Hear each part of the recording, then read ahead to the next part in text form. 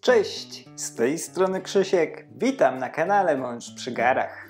Dzisiaj przychodzę do Was z przepisem na prosty w przygotowaniu deser, który uświetni każde rodzinne spotkanie. Tym razem na nasze stoły trafi tarta z truskawkami, czyli pyszne połączenie kruchego spodu, gładkiego, lekkiego kremu i świeżych owoców. Jak zawsze zachęcam do zostawiania łapki w górę i subskrypcji. Przy okazji dajcie znać, jakie są Wasze ulubione letnie desery. Zapraszam Was na film i biorę się do roboty. Przygotowanie tarty polecam zacząć od ciasta kruchego. Potrzebujemy 225 g mąki pszennej, u mnie typ 500, 75 g drobnego białego cukru i niewielkiej szczypty soli. Składniki suche krótko mieszam przy pomocy rózgi, tylko do równego rozprowadzenia dodatków w mące. Następnie dodaję do nich 150 g zimnego, pokrojonego w drobną kostkę masła. Tłuszcz wcieram w mąkę przy pomocy siekacza cukierniczego do uzyskania konsystencji mokrego piasku. Jeśli nie macie takiego siekacza, możecie zrobić to przy pomocy zwykłego noża, malaksera, a w chłodniejsze dni dobrze sprawdzą się palce. Niezależnie od metody zróbcie to dosyć szybko, żeby nie ogrzać zbytnio masła. Kiedy z ciasta można formować duże, sypkie grudy, dodaję do niego jedno duże żółtko i łyżeczkę pasty waniliowej. Jeśli nie macie pod ręką pasty, możecie użyć ekstraktu waniliowego lub podmienić część cukru na taki z wanilią. W przypadku cukru dodajcie go wcześniej razem ze zwykłym. Zawartość naczynia krótko mieszam drewnianą łyżką, tylko do wchłonięcia wilgoci przez mąkę, a następnie krótko wyrabiam dłonią do momentu, w którym cała mąka zostanie wpracowana w masę. Wtedy przekładam ciasto na blat i wyrabiam jeszcze przez około minutę do uzyskania jednolitego ciasta. Formuję ciasto w niewielki dysk, szczelnie owijam folią spożywczą i odstawiam do lodówki na około godzinę do zestalenia. W chłodniejsze dni od razu możecie wykleić formę ciastem, ale ja czułem, że moje zaczyna się lekko rozpływać, dlatego wolałem je nieco schłodzić.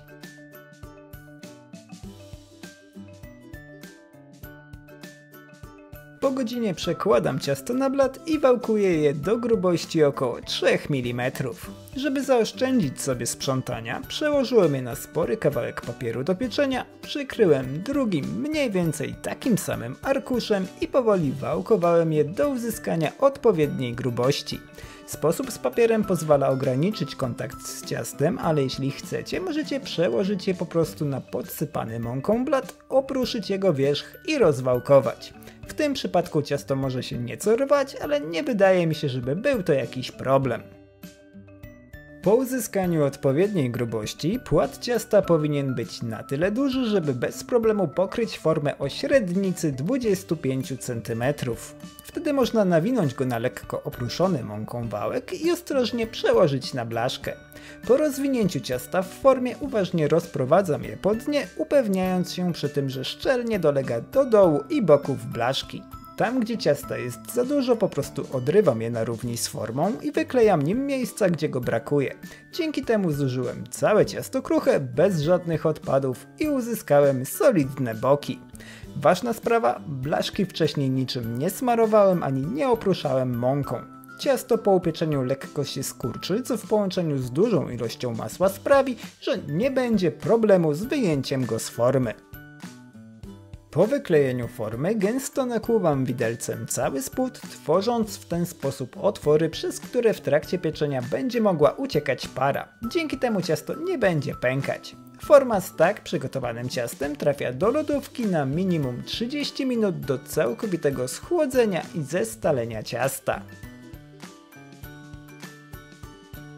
Po tym czasie ciasto jest gotowe do pieczenia. Zanim trafi do piekarnika, warto obciążyć je czymś ciężkim, co utrudni ciastu rośnięcie i jednocześnie zapobiegnie spływaniu z boków formy. Ja kładę w tym celu na wierzch ciasta mocno pognieciony kawałek papieru do pieczenia, a następnie obciążam całość grochem ceramicznym i rozprowadzam go tak, żeby dolegał do ścian kruchego korpusu. Zamiast grochu możecie użyć fasoli albo ryżu, sprawdzą się równie dobrze.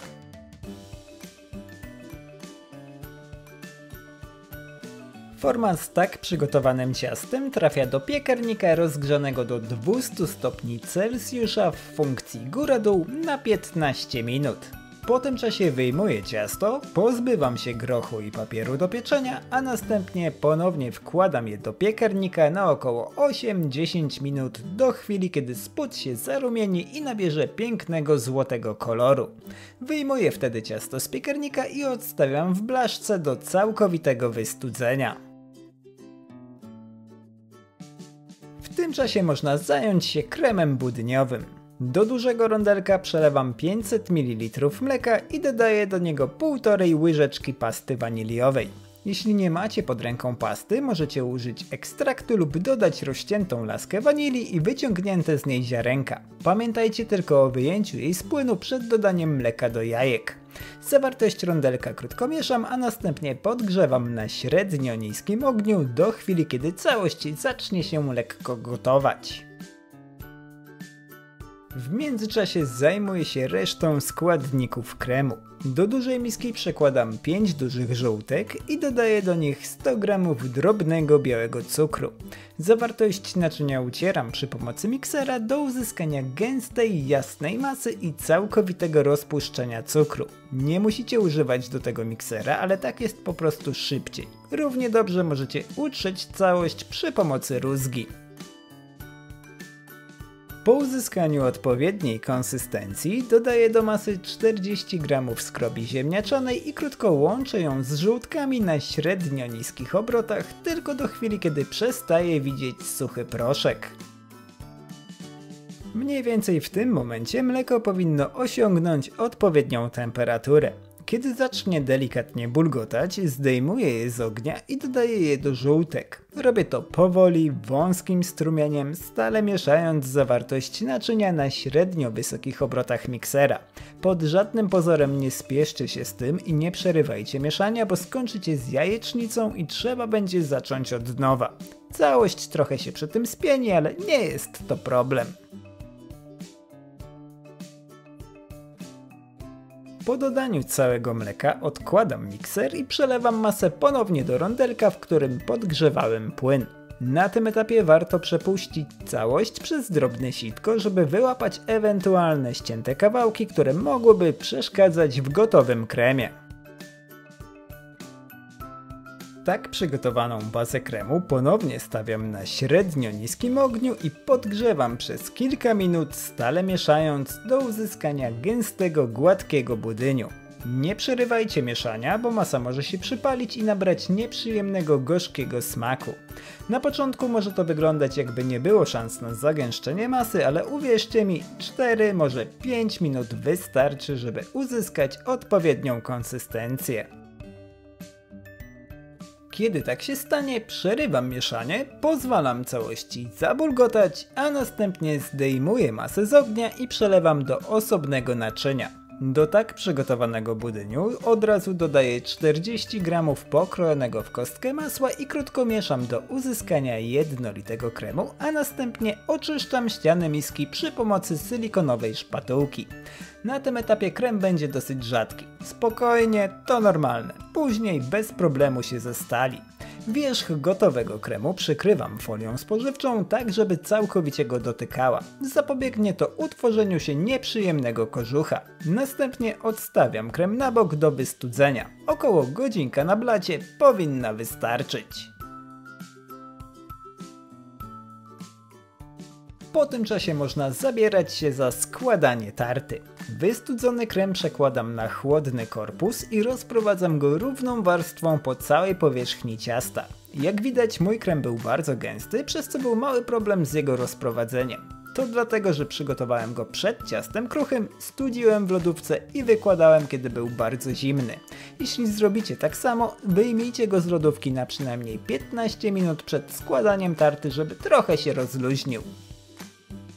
Po rozprowadzeniu kremu układam na nim pokrojone w około 2 mm plasterki truskawki.